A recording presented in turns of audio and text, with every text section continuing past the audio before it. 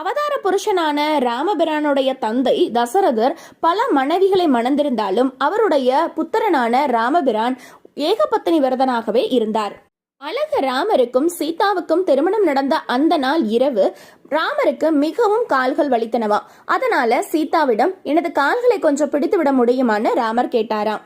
அதற்கு சீதா கொஞ்சம் தயங்கி போய் அமர்ந்திருந்தாங்களாம். உடனே ராமர் கேட்டாராம், இளவரசியாக இருக்கிறதுனால என்னுடைய கால்களை பிடிக்கிறதுக்கு தயங்குறியா சீதா அப்படின்னு கேட்டாராம்.